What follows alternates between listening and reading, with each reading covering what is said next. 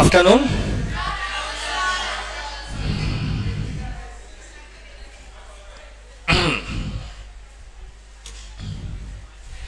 बेटा हम नील और गगन क्वेश्चन को डिस्कस कर चुके थे। तो देखिए रिवीजन में हम आगे बढ़ते हैं। हम रिवीजन यहां तक कर चुके थे ना, लेटेस्ट लास्ट। तो देखिए मैंने आपको एंट्री भी बता दी थी कि टेक ओवर की एंट्री कैसे होती है, बताई थी टेक ओवर एंट्रीज है ना, कि हम पीसी ड्यू ऐसे करते हैं फिर वगैरह वगैरह। तो अब मैं आपको बताता हूं, हमने शायद क्वेश्चन के इनिशियल लेवल पर ही डिस्कस कर लिया था। अमालगमेशन दो तरह का होता है, इन the nature of purchase, in the nature of merger. 5 condition मैंने बता दी थी, 5 कंडीशन बता दी थी मैंने। अब वो रिवीजन तो पॉसिबल नहीं है। तो अब इन द नेचर ऑफ परचेज की अकाउंटिंग कैसे होती है और in the nature of merger की अकाउंटिंग कैसे होती है वो हमें पढ़ना है। तो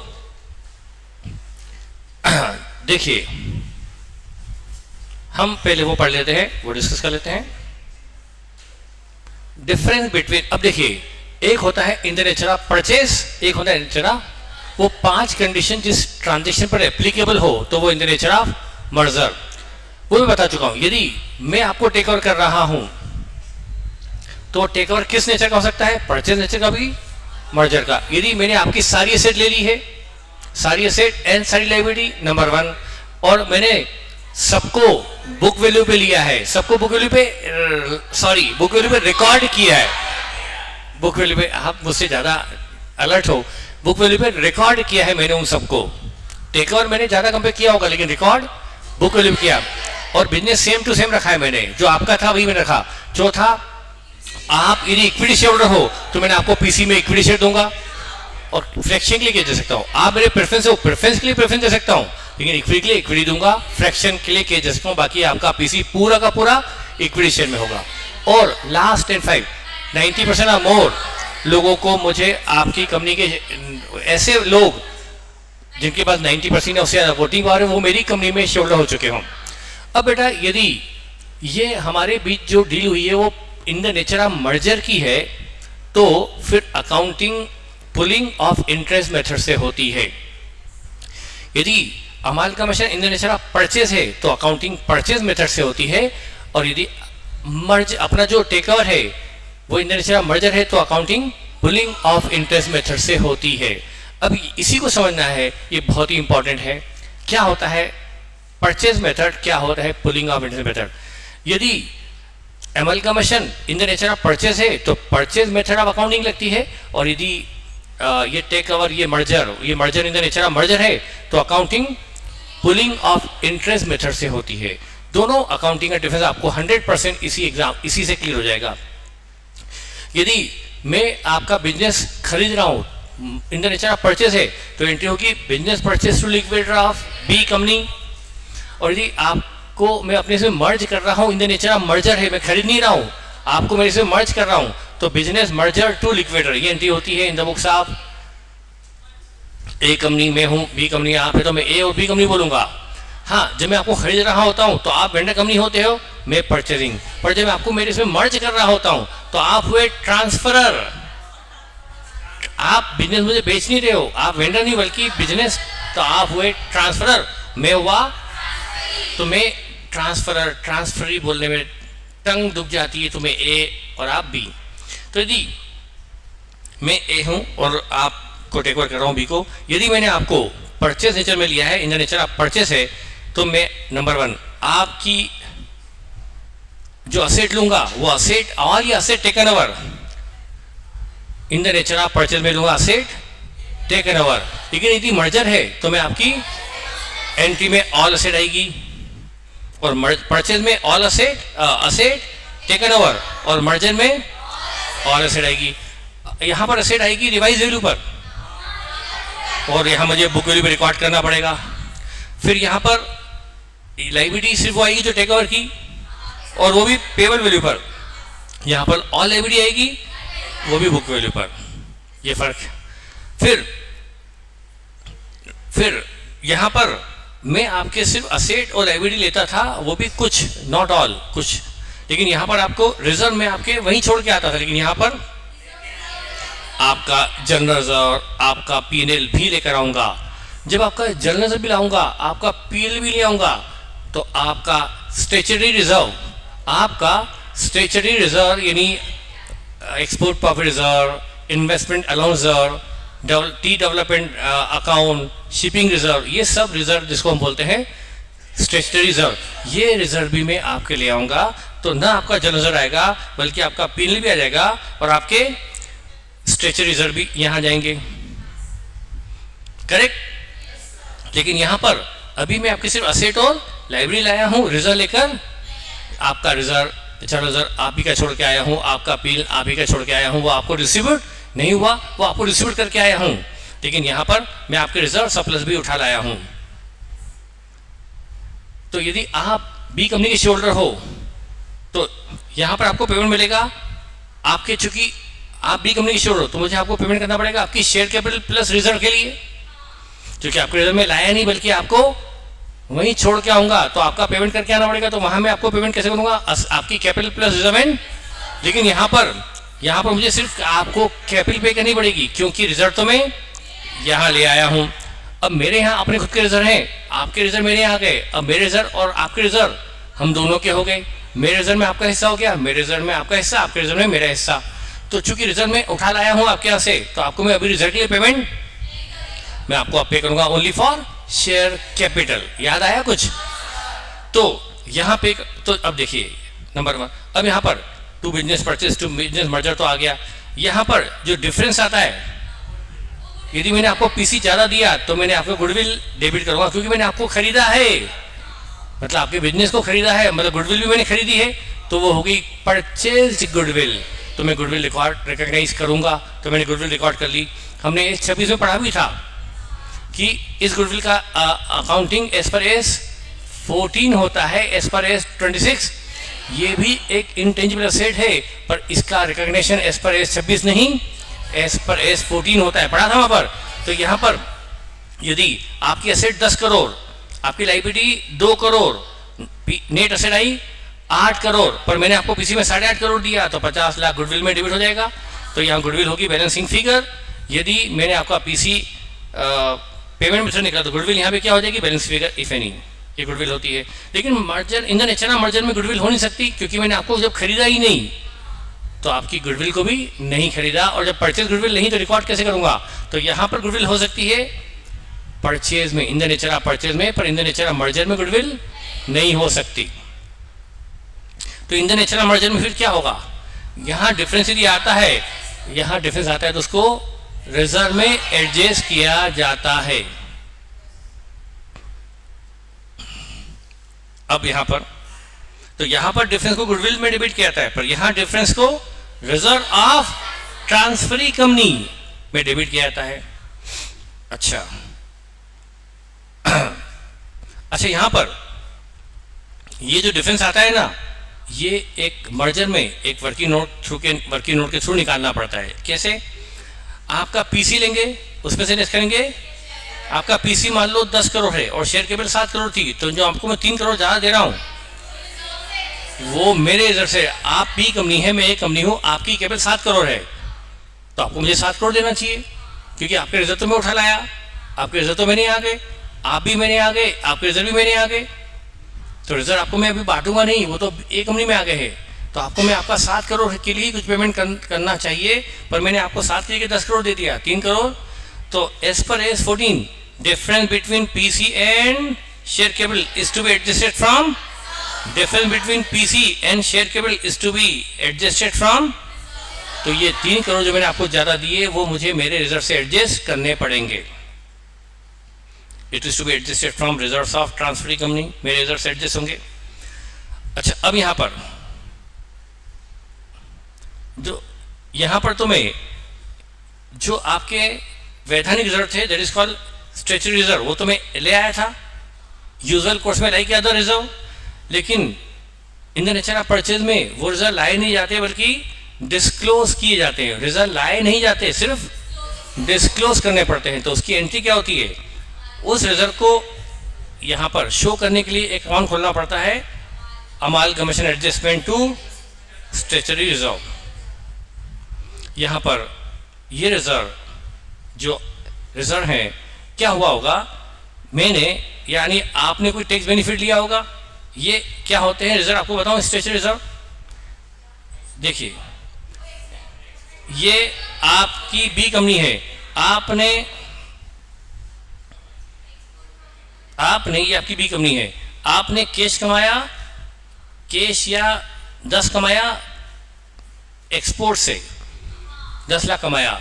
अब इस पर टैक्स देना था आपको 25%, तो आप यदि टैक्स गवर्नमेंट को दोगे तो आपके पास 7.5 लाख बचेगा, आफ्टर टैक्स प्रॉफिट बचेगा 7.5 लाख, कैश भी बचेगी 7.5 लाख और प्रॉफिट भी बचेगा, और 7.5 लाख आप डिस्ट्रीब्यूट कर सकते हो, डिविडेंड के रूप में घर ले जा सकते हो।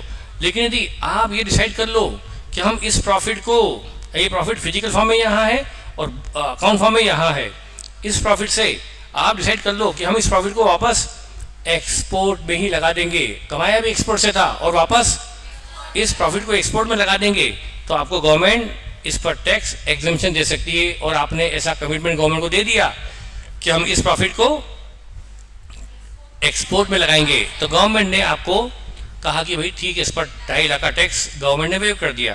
तो अब चूंकि ये प्रॉफिट अब डिविडेंड के लिए अवेलेबल नहीं रहा, अब ये आपको with in few year export promotion में इन्वेस्ट, तो इसलिए उसको आपको एक रिजर्व में डालना पड़ता है, एक्सपोर्ट प्रॉफिट रिजर्व। अब ये प्रॉफिट डिविडेंड के लिए अवेलेबल नहीं है, और अब इसको प्रॉफिट को आप फ्यूचर में प्लांट एंड मशीन में लगा दो। एग्जाम्पल के लिए है 10 करोड़ की आपने प्लांट खरीद ली और ये प्लांट पूरा एक्सपोर्ट ओरिएंटेड है और आपने सीए का सर्टिफिकेट लगा दिया कि ये प्लांट एक्सपोर्ट ओरिएंटेड है, तो अब आपको आपने कंडीशन फुलफिल कर दी। तो हाँ, अब गवर्नमेंट की एक और कंडीशन कि ये प्लांट अगले कुछ साल तक बिकना नहीं चाहिए, ऐसा बी को कंडीशन दी, भेज दिया तो टैक्स वापस लग जाएगा। तो ये प्लांट और ये प्रॉफिट, और यदि यहाँ पर ये एक्सपोर्ट प्रॉफिट रिजर्व है तो इससे ये भी दिखाई दे रहा है गवर्नमेंट ऑफिसर को, इनकम ऑफिसर को कि कंपनी में यदि ये रिजर्व है, मतलब यहाँ पर कोई असेट है जो अगले 5 साल 7 साल बिकना नहीं चाहिए। समझ में आया? तो ये export profit reserve income tax department के लिए बहुत बड़ा सपोर्ट है, उसको पता है कि ये है, मतलब कोई ना कोई असेट है जो बिकना नहीं चाहिए, और इनकम टैक्स ऑफिसर वॉच रखेंगे कि कहीं एसेट बिक जाए तो इस पर टैक्स वापस ठोक देंगे वो लोग। तो ये एक्सपोर्ट प्रॉफिट रिजर्व से ही पता पड़ता है कि कंपनी में 10 लाख के प्रॉफिट पर टैक्स बेनिफिट लिया गया है, तो इसको मेंटेन करना जरूरी है up to next 5 to 7 year, जो भी हो वो इनकम टैक्स डिपार्टमेंट जाने। और इस एसेट को भी मेंटेन करना है up to next certain year, और ये रिजर्व भी मेंटेन करना है up to next certain year. तो ये है एक्सपोर्ट प्रॉफिट रिजर्व का मीनिंग। नो, यू नो, समझ में आ गया? अब यदि इस बी कंपनी को ए कंपनी ले जा रही है तो ये प्लांट भी अब कहाँ जाएगा? ए कंपनी में। तो central government in income tax department ने परमिशन दी है कि ऐसा बी कंपनी कर सकती है कि वो प्लांट ए को बेच सकती है। पर अब ए को ये प्लांट, मान लो इसको, अब मान लो इसको 7 साल की लिमिट थी, मान लो कि 7 साल तक नहीं बेचा था, 2 साल निकल चुके, अब ए को ये कमिट करना पड़ेगा कि वो ये अगले इस प्लांट को 5 साल तक सेल आउट। अब ए कंपनी कलकत्ता में है, उसका आईटीओ कलकत्ता में, उसको क्या पता पड़ेगा कि कौन सा प्लांट ऐसा है जिसको 7 साल 5 साल अगली बी कंपनी ए बेच नहीं सकती। तो ए कंपनी ने प्लांट तो लिया, उसके लिए प्लांट डेबिट करके इक्विटी शेयर इशू कर दिया होगा।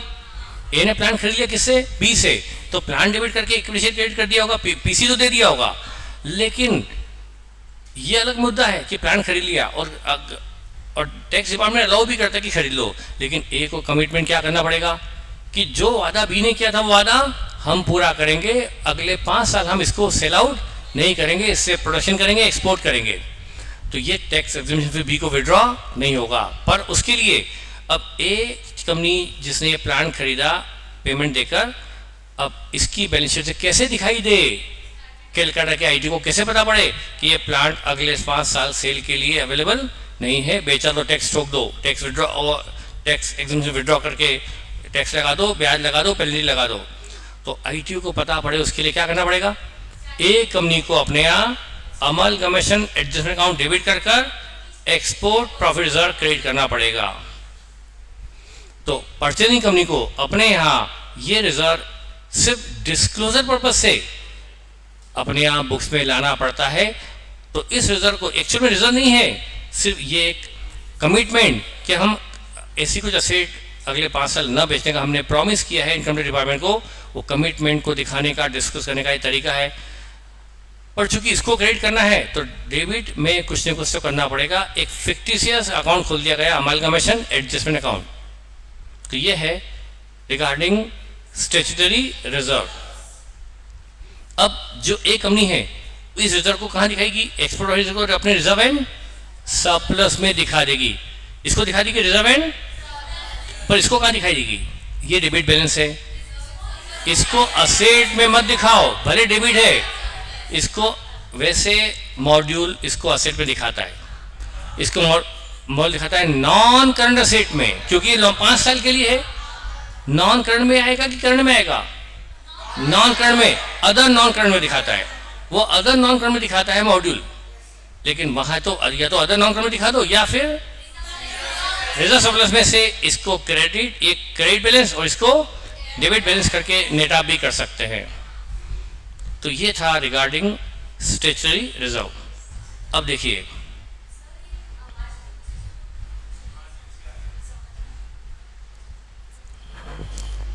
देखता हूं, चेंज करता हूं। अब देखता हूं, अभी ठीक है? अभी ठीक है? अभी ठीक है? अब ठीक है? ठीक है। तो देखिए, यदि statutory reserve in the nature of purchase disclose करना है तो क्या करना पड़ता है? अमालगमेशन एडजस्टमेंट को डेबिट कर स्टैट्यूटरी रिजर्व को क्रेडिट करना पड़ता है। लेकिन इन द नेचर ऑफ मर्जर में ये एंट्री की जरूरत क्यों नहीं है? क्योंकि वो रिजर्व बाकी रिजर्व के साथ यूजुअल कोर्स में आ गया है, तो इसलिए उसको सारे एसेट आ गई, लाइब्रेरी साथ में रिजर्व भी तो आ गए, उसके साथ जनरल भी आ गया, पीएल भी आ गया और स्टैट्यूटरी रिजर्व भी उसी कोर्स में आ गया, वैसे ही आ गया। तो अलग से रहने की इसमें कोई एंट्री पास करने की जरूरत नहीं पड़ती है। और जब लिक्विडेशन एक्सपेंस पे करते हैं, शायद मैं उसकी एंट्री बता चुका हूं, पेमेंट ऑफ लिक्विडेशन एक्सपेंसेस। जब लिक्विडेशन एक्सपेंस पे करते हैं तो एंट्री क्या होती है? यहाँ पर गुडविल टू कैश, लेकिन यहां क्या होगी? Reserve two. जब लिक्विडेशन एक्सपेंस पे करती है, मैं एक कंपनी हूं, आप भी कंपनी, आपके खर्चे मैं पे कर रहा हूं, तो मेरे खर्चे नहीं है जो पील में डालूं, ये तो बिजनेस खरीदने की कॉस्ट है। मैंने आपका बिजनेस खरीदने की कॉस्ट है, क्योंकि मैं आपका बिजनेस खरीद रहा हूं, ये कैपिटल एक्सपेंस है, रेवेन्यू नहीं।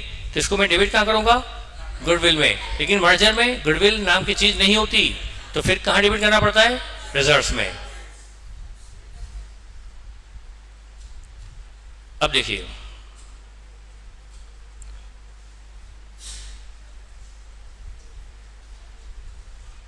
एक क्वेश्चन है इसके ऊपर, कोई खास देखिए, इन द नेचर आपका कोई क्वेश्चन है?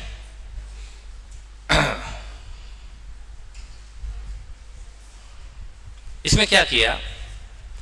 पीसी निकाला, वो आया 676। पीसी तो वैसे निकलता है जैसे परचेज हो या मर्जर हो, पीसी तो वैसे निकलता है, पीसी 670। और शेयर कैपिटल 5 लाख है बी कंपनी की, तो ए कंपनी उसको 176 ज्यादा दे रही है, तो हमें इसको ए कंपनी के रिजर्व से एडजस्ट करना होगा इन केस ऑफ मर्जर।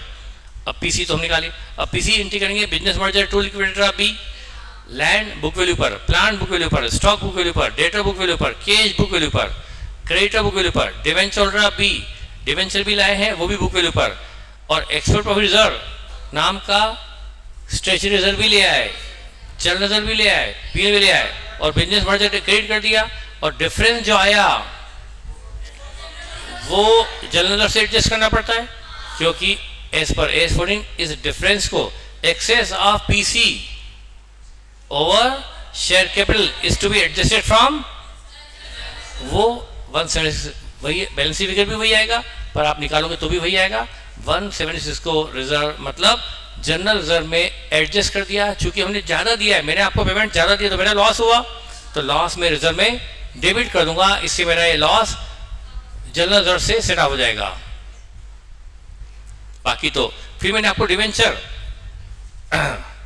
लिए 2 लाख पर बाद में मैंने यदि आपको 250 दिया है, बाद में आफ्टर टेक ओवर तो मैंने 2 में ही किया, पर बाद में आपको मैंने 250 दिया, तो 50 का मेरा लॉस, ये भी जाएगा प्रॉफिट एंड लॉस में।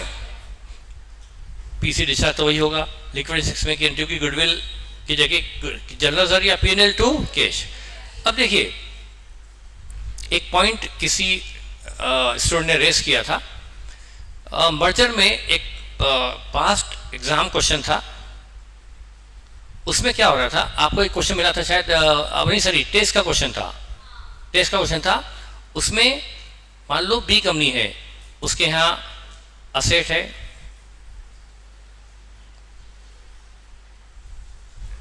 ये इक्विटी शेयर केबल थी, यहाँ पर लॉन्ग टर्म लाइबिलिटी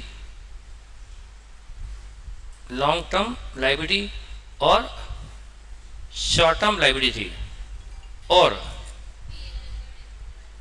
ये था इधर असेट थी और शेयर इशू एक्सपेंसेस थे और प्रीलिमिनरी एक्सपेंसेस था।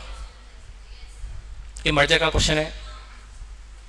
अब यहाँ पर ये भी था और असेट भी थी और लॉन्ग टर्म बोरोइंग और long term loan, long term liability थी, शॉर्ट टर्म लाइबिलिटी थी और शेयर केबल थी, पर रिजर्व सरप्लस नामो निशान नहीं था, रिजर्व एंड सरप्लस में कुछ भी नहीं था।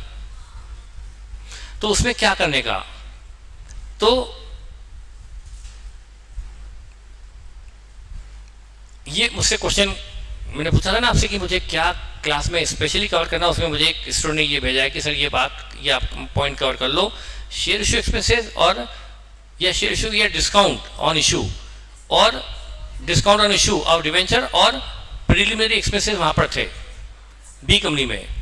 अब ए कंपनी क्या करेगी, ये असेट एज इट इज ले लेगी बुक वैल्यू पर, लाइबिलिटी ले लेगी बुक वैल्यू पर, लॉन्ग टर्म भी ले लेगी बुक वैल्यू पर, और इनके बदले अपने नए शेयर दे देगी, इसके बदले ए कंपनी अपने नए। अब दिक्कत ये है इसका क्या करें, तो एस पर आप जानते हैं ये हमने पढ़ा है एस 26 में, एस 26 में पढ़ा था कि ऐसे खर्चे जिससे बेनिफिट लॉन्गर पीरियड तक मिलता हो लेकिन जिससे कोई असेट क्रिएट ना हो रही हो टेंजिबल इंटेंजिबल, तो उसे हमें उसी ईयर में राइट अप कर देना चाहिए जिसमें ये इनकर हुए हैं, ये हमने पढ़ा था एस 26 में। तो ये खर्चे वैसे ही हैं जिससे लॉन्ग टर्म बेनिफिट तो मिलेगा पर जिससे कोई टेंजिबल या इंटेंजिबल असेट क्रिएट नहीं हुई, तो ये खर्चा उसी ईयर में राइट अप हो जाना चाहिए जिस ईयर में इनकर्ड। पर इस बी कंपनी ने वो गलती करी, इसने खर्चा राइट ऑफ नहीं किया, बैलेंस शीट में दिखा रखा है, ये उसकी एरर है, पर एस 26 इसको दिखाना अलाउ। चलो बी ने गलती कर दी पर ए गलती थोड़ा करेगा, वो इसको अपने नहीं लेगा, वो इसको रिकॉग्नाइज नहीं करेगा, उसको लेगा ही नहीं। हाँ तो क्या करना पड़ेगा, तो आप मान लो कि इसको राइट ऑफ कर दिया, मान लो ये 10 लाख था, ये 4 लाख था, तो मान लो बी ने 14 लाख राइट ऑफ कर दिया अपने पीएनएल में, बी ने राइट ऑफ कर दिया, तो ये खर्चा कहां चला गया, बी के, तो बी का पीएल का क्या आ गया, डेबिट बैलेंस आ गया ना। प्रॉफिट 0 था, बी में प्रॉफिट कितना था, उसमें एक्सपेंस राइट ऑफ कर दिए तो उससे पीएल नेगेटिव हो गया, तो पीएल का कितना डेबिट बैलेंस नेगेटिव आ गया।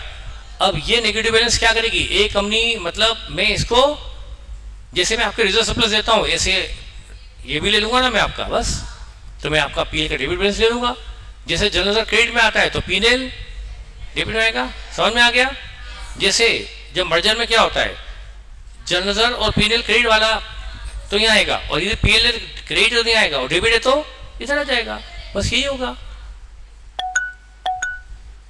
चलिए अब जो मैं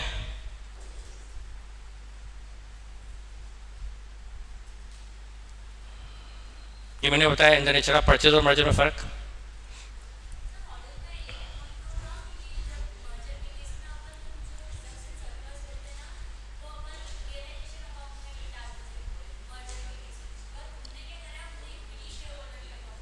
मैंने आपको बताया था इस बारे में कि देखो यहां पर भी मैंने, हाँ नहीं ठीक है,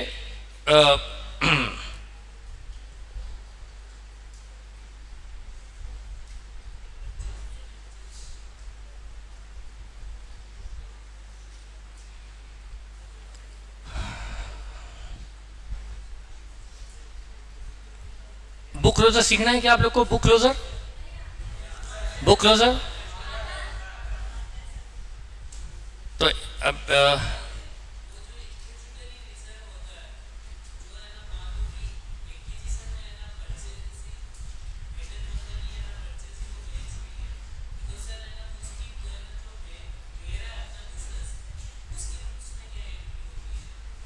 मतलब आप इतना सा बोल दो कि in the books of vendor company क्या एंट्री होती है स्टेशनरी रिजर्व की, तो आपको उस रिजर्व को इक्विटी शेयर अकाउंट में डाल देना है।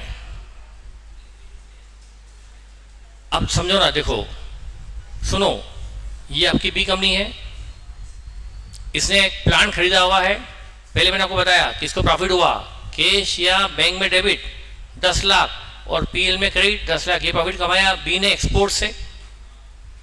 अब ये प्रॉफिट श्योर, और इस पर भी टैक्स देना बचा है, चाहे तो टैक्स दे और बचाओ प्रॉफिट 2.5 लाख टैक्स दे, या 3 लाख टैक्स दे और बचाओ प्रॉफिट घर ले जाए, या फिर इसको एक्सपोर्ट में इन्वेस्ट कर दे। इसने इन्वेस्ट कर दिया प्लांट में, तो ये प्रॉफिट कहां गया? अब आप सोचो, अब कंपनी इससे डिविडेंड डिस्ट्रीब्यूट नहीं कर सकती, पर अब इस कंपनी ने गवर्नमेंट की मतलब परमिशन से ये बिजनेस ए को बेच दिया, तो अब ये इक्विटी शेयरहोल्डर है। अब ये असेट कौन ले जाएगा? ए ले जाएगा, इसके बदले में वो बी को इक्विटी शेयर देगा। तो इसका मतलब ये प्रॉफिट अब बी के शेयर को बटेगा नहीं बटेगा? इसको कहाँ ले जाओ? एक्सपोर्ट प्रॉफिट को कहाँ ले जाओ? इक्विटी शेयर में। इससे हमें बी कंपनी, मेरी बी का अकाउंट है तो मुझे शेयर को देना पड़ गया, और इसके लिए मुझे ए से बढ़े हुए शेयर भी मिलने वाले कि नहीं मिलने वाले? ये प्लांट कौन ले गया? ए, तो मुझे इसके बदले में क्या मिलेगा? शेयर्स ऑफ ए। तो ये शेयर ऑफ ए इसको बांटूंगा ना मैं शेयर को, तो अल्टीमेटली कहाँ जाना चाहिए? यहीं जाएगा वो।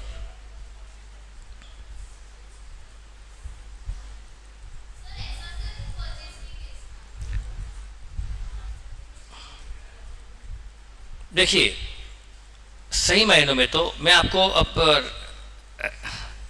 रिवीजन बेच में बताना हानिकारक है। एक्चुअली जब मर्जर के केस में आपका मैं एसेट ले रहा हूँ, लाइबिलिटी भी ले रहा हूँ, रिजर्व भी ले रहा हूँ, तो मुझे आपको पेमेंट करना चाहिए सिर्फ आपकी शेयर कैपिटल के लिए। और एज भी मानता है, यदि उससे ज़्यादा दिया तो मैं अपना लॉस मानता हूँ, मतलब आपको देना चाहिए ओनली शेयर कैपिटल। तो देखा जाए तो इस बुक क्लोजर में सिर्फ शेयर कैपिटल ही जाना चाहिए इक्विटी शेयर में, रिजर्व सप्लाई जाना चाहिए रिलाइजेशन में। लेकिन मॉड्यूल क्या है, ये अभी मैं आपको बताऊँ कि आप कितनी बड़ी बड़ी गलतियाँ अभी तक उन्होंने ठीक नहीं, अब जैसे बैलेंस शीट एग्जाम की जगह एसेट अब जाके समझ में आई उनको, फॉर्मेट अब जाके समझ में आया कि वो इक्विटी लाइबिलिटी सही है, लाइबिलिटी गलत था। तो ऐसे कई चीज़ें, तो ये इतनी बड़ी बड़ी चीज़ें जो फेस पे थी, बैलेंस शीट तो पूरी दुनिया की बैलेंस शीट बन रही है, सब एज ऑन लिखते थे, अभी एजेड लिखा। तो सोचो ये तो रफ वर्क है बुक क्लोजर, इसमें कौन केयर कर रहा है कि इसके अंदर कोई अकाउंटिंग स्टेट भी नहीं कि बुक क्लोजर कैसे होना चाहिए। तो बुक क्लोजर कोई भी कैसे करता है, पर सही मायने में बुक क्लोजर करवाए मुझसे तो मर्जर में रिजर्व सप्लाई जाना चाहिए रियलाइजेशन में। और लेकिन कोई किताबें ऐसा नहीं करती क्योंकि किताबें इतनी ढंग से बनी नहीं है ना, पर वो करते वैसे ही है। बुक क्लोजर में वो ऐसे ही करते हैं जैसा परचेज में है, वैसे ही मर्जर में करते हैं बुक क्लोजर। तो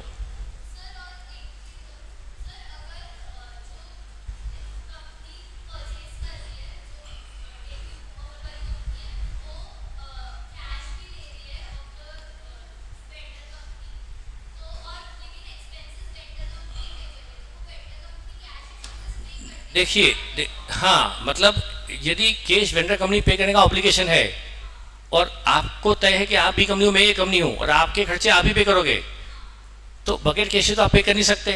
तो फिर इसका मतलब तय हुआ कि जो आपके पास कैश है उसमें पहले खर्चे पे कर दो, फिर बची भी कैश में टेक ओवर करूंगा। ठीक है, तो बुक क्लोजर आप पढ़ना नहीं चाहते ना? ठीक है, अब देखिए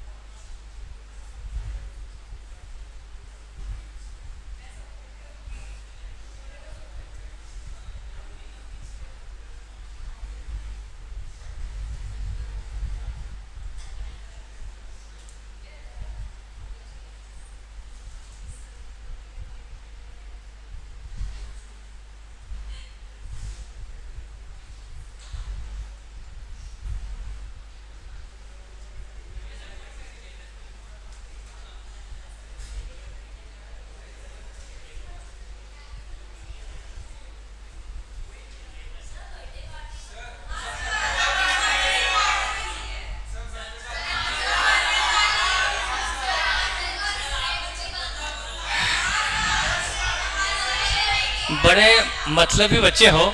एक तो मेरी बर्थडे छोड़कर भाग गए मुझे लिए बगैर। मेरी डेट चेंज कर दी आप लोगों ने। बर्थडे के दिन आप पार्टी में गए, आपने जल्दी की। आप भी मेरे पास आए कि सर हमारा उस वक्त हम बाद में उदयपुर नहीं जा पाएंगे, तो मुझे बर्थडे के वक्त आपको वहां भेजना पड़ा, तो मैं क्या कर सकता हूँ। और जो मेरी बर्थडे में नहीं, मेरा पूछो आप, निखिल पहले क्या बोला था कि अपन 4 के बाद जाएंगे, तो फिर क्यों तय था कि मैं तो बात वही है ना। तो अल्टीमेटली मैं तो जानवर राजी था 3 तारीख के बाद के लिए। देखो ए और बी ये क्रेज बेच है, रिविजन बेच है। देखिए ये ए और बी 2 है। यहाँ पर शेयर कैपिटल है, रिजर्व सरप्लस है, शेयर कैपिटल है। बी में 800 का नेगेटिव है, ए में पॉजिटिव है, लॉन्ग टर्म बोरिंग है, ट्रेड पेबल है, एक्सेट्रा। ये ए और बी कंपनी है।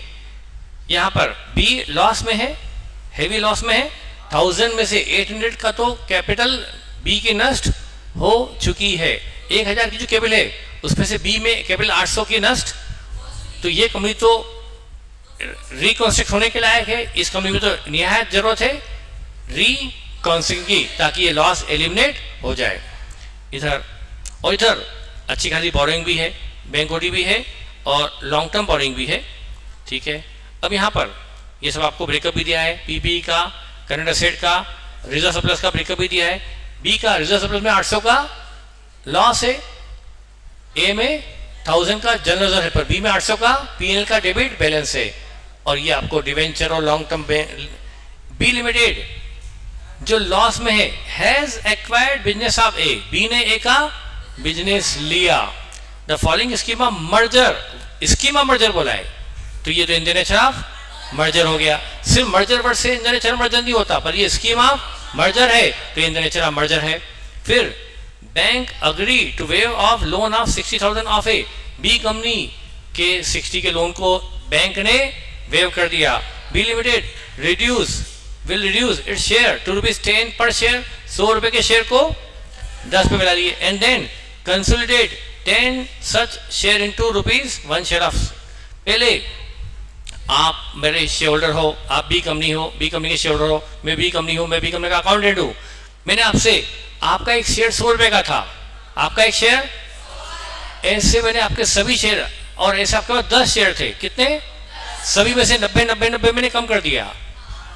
आपके 10 शेयर हैं, सभी मैंने 90 से, अब आपके 10 शेयर 10 रुपए ले गए, आपके 10 शेयर 10 के गए। उन 10 के शेयर को मिला के मैंने एक शेयर बनाकर आपको 10 शेयर छीन लिए और बदले में एक शेयर 100 वाला दे दिया। तो पहले 90 रुपए का कैपिटल रिडक्शन हुआ, बाद में शेयर का कंसोलिडेशन भी हुआ, यही इन्होंने कहा है। फिर share holder of A will be given 1 share of B in exchange of every share in A. B company take over कर रही है ए को, एक कमजोर कंपनी, एक loss making company take over कर रही है ए को, पर ए के टेक ओवर के पहले अपने आप को वो इंटरनली रिकॉन्स्ट्रक्ट भी कर रही है। तो इस क्वेश्चन में इंटरनल रिकॉन्स्ट्रक्शन भी है और टेक ओवर भी है और in the nature of merger भी है, और यहाँ कॉमन डेट भी है।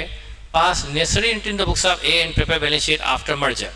मर्जर मतलब in the nature of merger भी है, तो in the nature of merger भी है, इंटरनल रिकॉन्स्ट्रक्शन भी है और टेक ओवर तो ही सही। तो यहाँ पर पहले हमको बी में एंट्री पास करनी पड़ेगी इंटरनल रिकॉन्स्ट्रक्शन की। तो बी की जो शेयर कैपिटल है वो है 1000, बी की शेयर कैपिटल है 1000 इन 1000 मतलब 10 लाख, 1000 इन 1000 मतलब 10 लाख। तो जो 10 लाख है इसमें लिखते नहीं बनेगी, 10 लाख मतलब नंबर ऑफ शेयर हो रहे हैं 10,000 शेयर 100 रुपए वाले, 10,000 शेयर। तो पहले मैं आपको सभी को 90 से कम कर दूं और बाद में आपके 10 शेयर के बदले, तो नंबर ऑफ शेयर 10 शेयर के बदले 1 शेयर दूंगा तो नंबर ऑफ शेयर कम हो जाएंगे ना।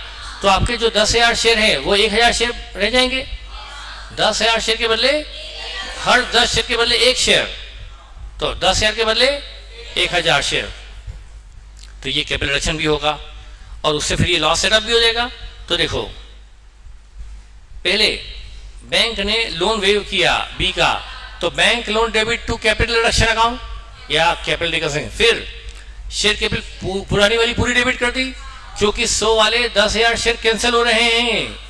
100 वाले 10,000 कैंसिल होंगे और 100 वाले 1000 इश्यू होंगे।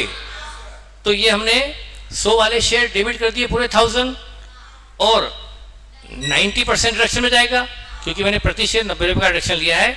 तो कैपिटल रिडक्शन में जाएगा 900 और आपको बचे हुए मैंने आपको 1000 शेयर दे दिए 100 वाले, मतलब 1 लाख के। 10 लाख के में से 9 लाख तो छीन लिया आपसे, 9 लाख और बदले में 1 लाख के शेयर दे दिए और 1 लाख के शेयर। तो आपको मैंने 10,000 शेयर आपसे लेकर 1000 शेयर पकड़ा दिए 100 वाले। तो ये हो गया कैपिटल रिडक्शन एंड कंसोलिडेशन। फिर ये उन्होंने उसकी एंट्री बाद में कर दी, पर हम इसकी कंबाइन नहीं करेंगे। इन्होंने एंट्री बाद में की है, पर हम इकट्ठी कर देंगे। अब आपका प्रॉफिट हो गया 960 है ना, उसमें से मैंने 800 का लॉस एडजस्ट कर दिया और जो 160 का प्रॉफिट बच गया उसको डालूंगा कैपिटल। कुल मेरे पास 960 का हो गया था कैपिटल रिडक्शन, उसमें से लॉस एडजस्ट कर लिया 800 का, बचा 160। ये मैं एडजस्ट कर दूंगा कैपिटल, ये मैं ले जाऊंगा कैपिटल रिजर्व में। Is it clear? अब हमने एक को टेक ओवर किया, उसका पीपी बुक वैल्यू में ले आए, इन्वेस्टमेंट ले आए, डेटर ले आए, बैंक बैलेंस ले आए, क्रेडिटर ले आए, लोन फ्रॉम बैंक ले आए, डिवेंचर 10% डिवेंचर। मैं इसके फेवर नहीं हूं, सीधे 10% डिवेंचर नहीं आएगा, पहले आएगा डिवेंचर होल्डर ऑफ ए और बाद में पहले आएगा डिवेंचर होल्डर ऑफ ए, फिर debenture holder of A to debenture. इन्होंने सीधे डिवेंचर दिया टू लिक्विडेटर ऑफ ए और डिफरेंस को कहां एडजस्ट कर दिया और रिजर्व भी लाए ना वहां से, लेकिन ए में रिजर्व था ना 1000 का, ए में रिजर्व भी लेके आए कितने का 1000 का। असेट भी लाए, लाइबिलिटी भी लाए और रिजर्व भी लाए। और पीसी कितना दिया,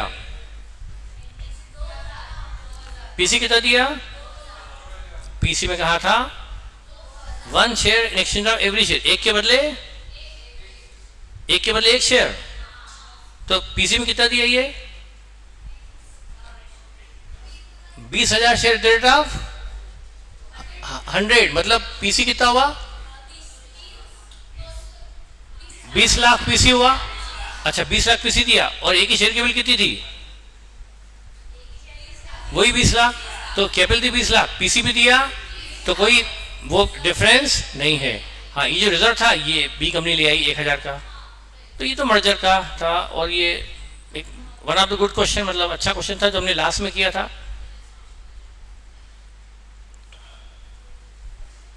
तो वैसे ये क्या है, कंटिन्यूटी में होना चाहिए, पूरा एक साथ होता तो ही मजा आता है। अब आधा उस दिन हुआ आधा हुआ तो मजा नहीं आता है। पर मैंने आपको काफी कुछ उधर करवा दिया था। अब आप यदि मॉडल में देखेंगे ना तो एक ही क्वेश्चन जो थोड़ा यूनिक था, डिफरेंट था, वो मैंने बताया। बाकी सारे क्वेश्चन सब, कोई भी क्वेश्चन ऐसा नहीं है जो हमने जो समझा उससे अप्रोच से बाहर जा रहा हो, कोई भी क्वेश्चन ऐसा नहीं है।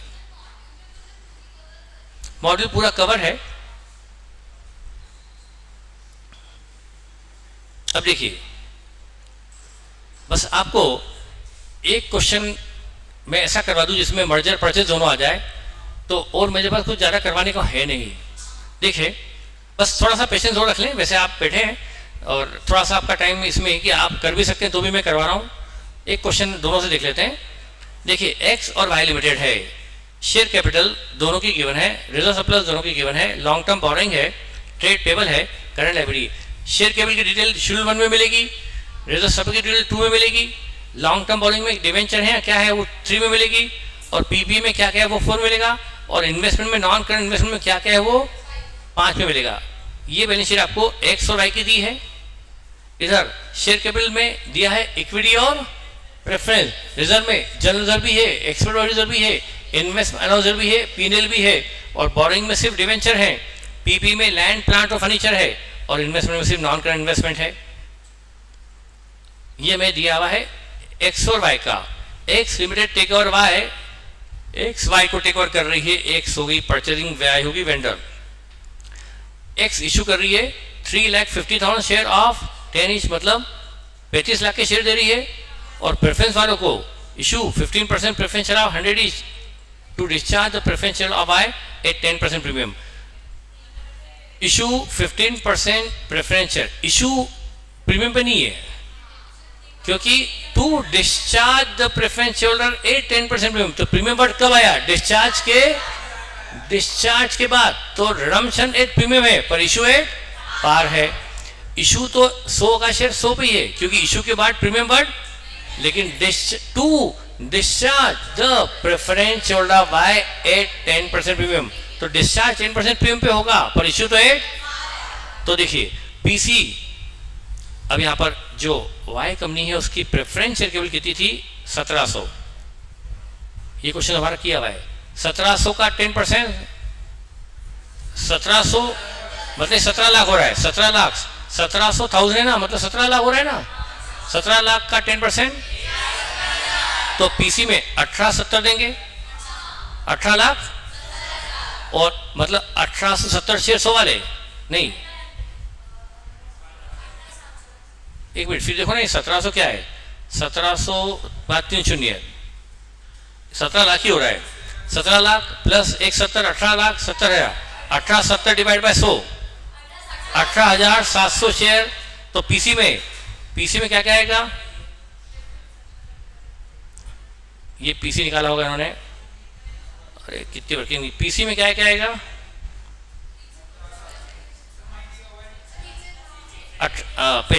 35 लाख का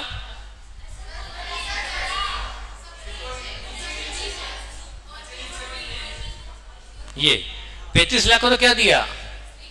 इक्विटी शेयर। और 1870 के तो पीसी हो गया 53 लाख 70,000। चाहे पीसी मर्जर में हो या परचेज में, पीसी आया 53 लाख। ये हो गया पीसी बाय पेमेंट मेथड। अब पीसी 53,70,000 है बाय पेमेंट मेथड, ठीक। अब यहां पर देखिए, आप क्वेश्चन ऐसा एग्जाम में आ जाए तो कितना लेंदी है। दोनों बैलेंस शीट, दोनों के कितने सारे वर्किंग नोट, कितनी वर्किंग बढ़ जाएगी मर्जर और परचेज में। एग्जाम में डिफिकल्ट टू मैनेज हो जाएगा टाइम पॉइंट ऑफ व्यू से, क्योंकि अब देखिए, और debenture of Y will be converted to equivalent number of debenture of X. Debenture वालों को X company same debenture issue कर देगी, और आपको जो रिजर्व्स हैं स्टेशनरी, उसको अगले 2 साल तक मेंटेन करना है। और आपको क्वेश्चन 2 तरह से करना है। इन द नेचर ऑफ, ये जो टेक ओवर है अमाल कमीशन परचेज में कहा जाए तो क्या, और मर्जर में हो तो क्या। अब ये मैं पूरा क्वेश्चन तो बता नहीं सकता कि यहां पर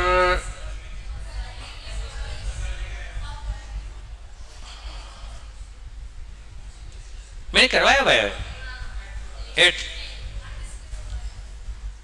इवन मैंने तो ऐसे क्वेश्चन में शायद अमाउंट चेंज कर फिक्स्ड एसेट की वैल्यू बदलवा के करवाया था, उसमें वैल्यू दोनों में सेम ही है।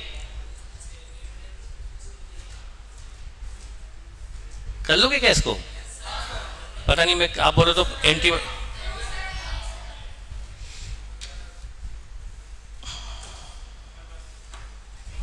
देख लो आप लोग। अब देखिए, आप लोगों को तो मैं अलग से करवा दूंगा, आप लोग को तो मैं बता दूंगा ना। आप लोग का थोड़ा सा क्वेश्चन करवाने पड़ेंगे मुझे आप लोग को, क्योंकि आप लोग को पहले बता दो आप लोग के हिसाब से और कुछ है क्या। मेरे हिसाब से तो जो मैंने बताया सब कुछ अपने मॉड्यूल में कवर्ड है। अब आपको क्वेश्चन मॉड्यूल में से लेकिन करना प्रैक्टिस ज़्यादा पड़ेगी अमाल कमीशन में, क्योंकि टाइम कंज्यूमिंग चीज़ें हैं ये। अब मैं सोच रहा हूँ कि बगैर टाइम वेस्ट किए मैं आपका एक रिवीजन और जल्दी करवा दूँ।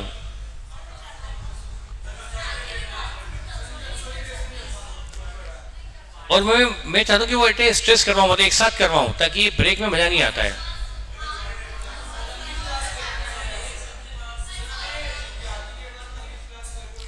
राखी के बाद होल्डिंग अपन लेंगे 4 घंटे, 3 घंटे 4 घंटे लगातार, 2 घंटे 1.5-2 घंटा पड़ा ब्रेक, फिर खत्म करके उठेंगे, तो एक साथ हो जाएगा, तभी मजा आएगा। आप उस मतलब इसमें तो मुझे लगता नहीं कि जरूरत पड़ रही, मुझे नहीं लग रहा है अब।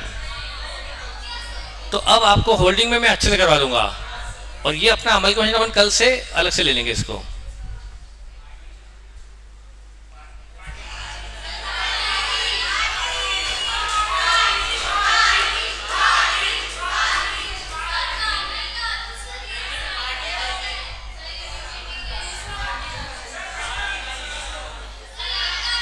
नेक्स्ट चैप्टर में ले लूंगा बेटा होल्डिंग, नेक्स्ट चैप्टर होल्डिंग ले लूंगा मैं।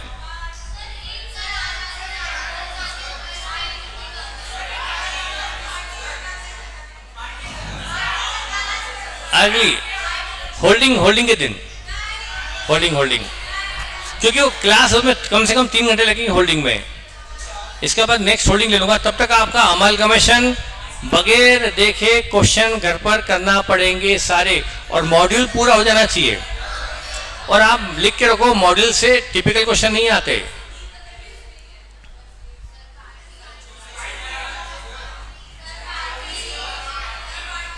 होगा ना?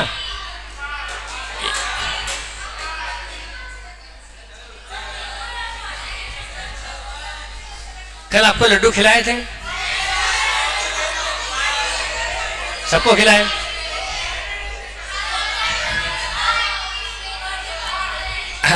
तो आओ अपन होल्डिंग वाले दिन मिलेंगे लंबे समय के लिए। ऐसे थोड़ा पार्टी होती है। और अमालगमेशन कुछ पढ़ना चाहते हो बोलो।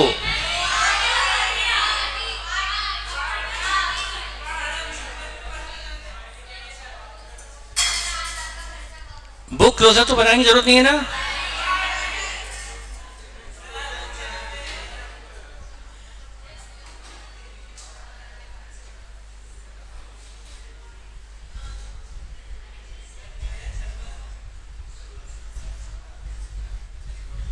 मेरे ख्याल से कुछ भी नहीं है, सब हो गया। ठीक है बेटा, तो next chapter holding, next holding. और राखी कब है, खत्म हो रही है? 20 को। आपकी छुट्टी कब तक है? तो 21 को रख लेते अपन फिर।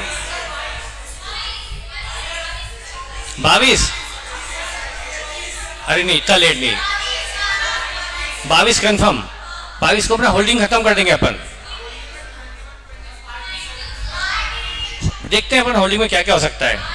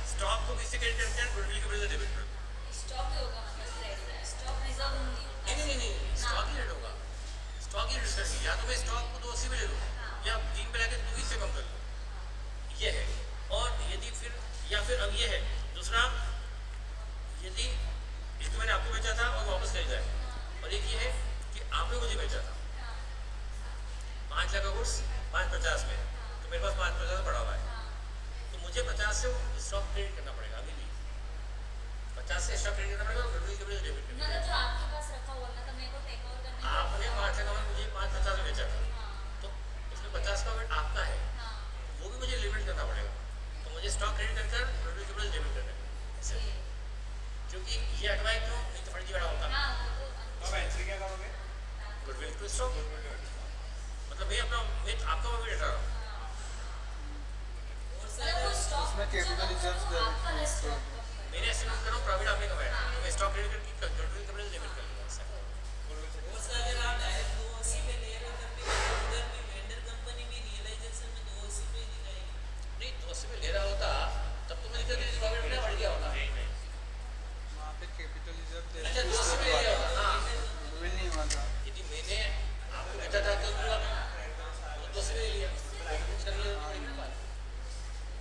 सर इस केस में तो जैसे आप गुडविल मतलब मेरे आपके प्रॉफिट में शामिल था वो 50,000, वो तो आपका बढ़ गया, आप तो वो प्रॉफिट थोड़ा मुझे वापस करोगे। हाँ वो तो मैंने इक्विटी शेयर होल्डर हाँ वो तो बढ़ गया, पर अब ये बोलता है कि आपके मेरे स्टॉक में आपको बड़ी जरूरत है और आपका बिजनेस मेरा बिजनेस हो गया है ना, तो ये नहीं हटवाता तो लोग फर्जीवाड़ा कर लेते पहले, तो भले मैंने वो प्रॉफिट मतलब स्टॉक एक्चुअली 5 की चीज़ 5 में दिखा रहा हूँ मैं, यदि हम दोनों ग्रुप मिल जाते तो आपकी 5 लाख की चीज़ जो एक्चुअल में ज़्यादा की नहीं है बस वो मैं 550 में दिखा रहा हूँ सिर्फ अपनी ट्रिक से, तो वो एस में लगाओगे गलत है तो इसको कम करवा देना है एस, या प्रॉफिट को स्टॉक को गेट करो, अब चूँकि प्रॉफिट तो आपने कमाया था मैं ये तो रिवीट कर नहीं सकता ना, मैं क्या रिवीट करूँ गुडविल के बैठे सर मेरे को 2 डाउट थे।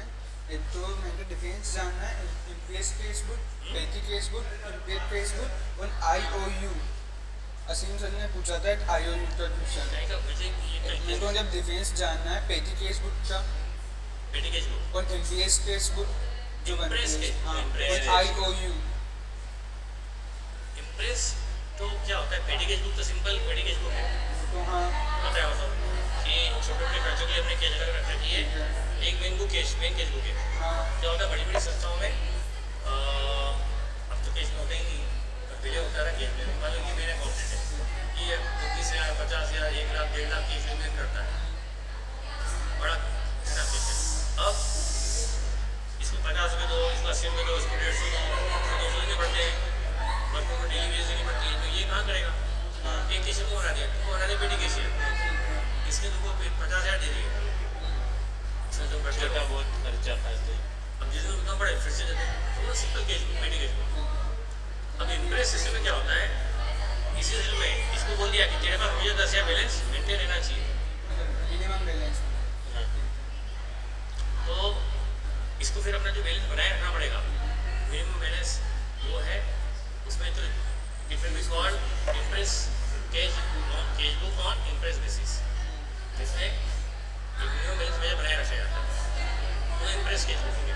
तो यदि इसका ओपनिंग केज 10 था तो मान के चलूँगा कि क्लोजिंग में 10 ही होगा, कुछ नहीं का है 10 ज़्यादा हो सकता है, अब नहीं का है तो 10 मान 10 तो होगा ही।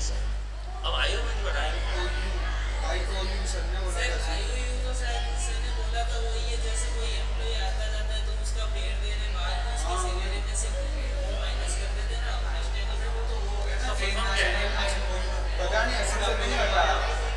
ये एस वगैरह में होगा, मतलब अकाउंट्स में जरूरत नहीं पड़ती, हाँ तो मेरे अकाउंट्स में नहीं आती इसलिए उन्होंने बोली थी कि महादेव सर से पूछिएगा। हाथ से तो पूछने का पूछना, लेकिन हाथ से ऑडिट पड़ा ये शॉर्ट फॉर्म है, कुछ इसका बड़ा फॉर्म है, वो शायद ये अकाउंट का देखिए अकाउंट में किसी के काम आता है, पहले वो तो पेटी के अकाउंट में काम आता है क्या, ये तो जो अकाउंट में आता है लोड करेंगे, पर आयु तो मतलब मैंने ये इसका कल फुल फॉर्म पूछेंगे तो उसका पूछना उत्तर में सर जो स्टेचुटरी रिजर्व्स है ना, तो हमारे में इसमें बहुत सारे क्वेश्चन में लिखा हुआ आता है कि जो परचेसिंग कंपनी है वो मेंटेन कर रही 2 साल या नहीं 3 सब साल लोग मेंटेन करना, नहीं अगर लिखा हो कि इस साल खत्म हो गया वो तो फिर मतलब जरूरत ही नहीं है, फिर तो कुछ नहीं खत्म हो गया, इंक्रीज किया होगा मतलब कुछ ही मत मेरी बात सुनिए, serious point है, मतलब वेंडर कंपनी तो ऐसे ही बढ़ जाता है, हर किसी बढ़ जाता है शेयर में, वो तो बढ़ जाएगा, परचेसिंग एंट्री मत करो, ऐसा क्वेश्चन क्यों देगा कोई, हाँ ये ऐसा क्वेश्चन क्यों देगा, एक्सटेंशन जो देगा जनेगा। आज तक मैंने क्वेश्चन देखा नहीं इसमें बोल दिया होगा कि लास्ट ईयर है देगा कि ना ऐसा क्वेश्चन फिर मतलब ही नहीं रहेगा। हाँ तो हमेशा देखा कि अगले 3 साल मेंटेन करना है ये लिखो तो भी बाद में मेंटेन करना है क्या? तभी तो स्पेशल ट्रीटमेंट होगा ना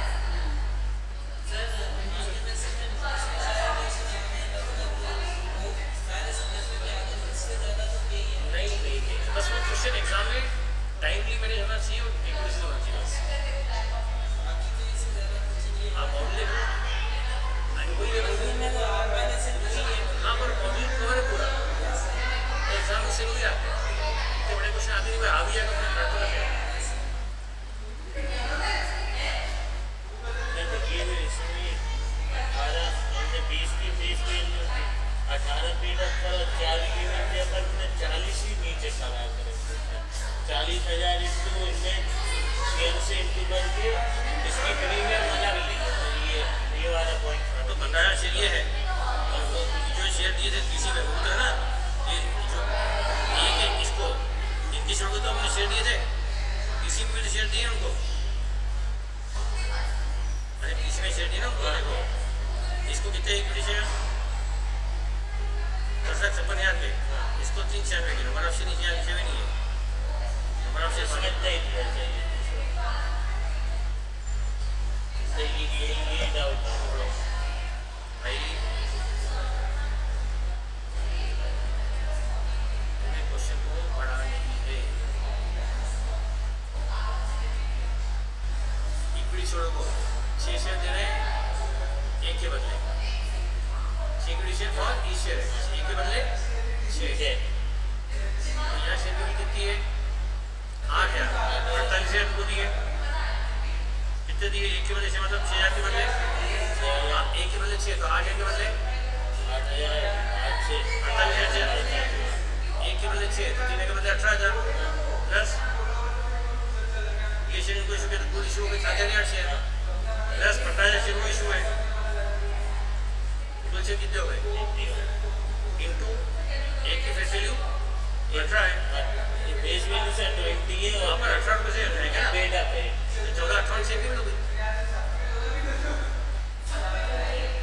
यहाँ देखो नहीं कंपनी में इसमें एल के में ये तो केवल एल की बुक्स है ना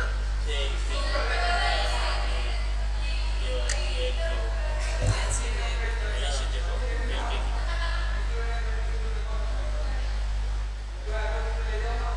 तो उतना कुछ ही नहीं है तो जरूरत ही नहीं है फिर क्या है तो मुझे पॉइंट समझ नहीं आ रहा इसलिए पूछा था मैं। हाँ तो कौन सा मैटर नहीं है ये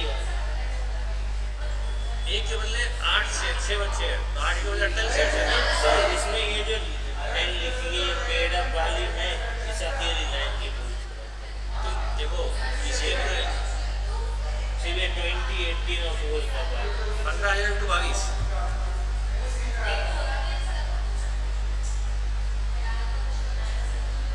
एनटीयू की bank debit 33 to share capital 15,000 into 18 270 और 15 इंटू 4 की प्रीमियम एक शेयर में 4 रुपया तो 15,000 plus 60 bank debit 33 to share capital 270 to premium 60 ये क्यों होगी बस और ये भी कहूँगी एल के में होगी सर इनने यहाँ 40 ही करे ये तो एलके की बुक से नहीं है तुम एलके की बुक में एंट्री होगी एलके नई कंपनी में वहाँ तो एलके कुछ ही नहीं क्वेश्चन है सर मैं इसलिए तो ये तो कंफ्यूज हो मेंटल रहा की बुक है था ये केवल एलके बुक से अलग अलग है ये एलके को दे रहा था इसीलिए हाँ इसको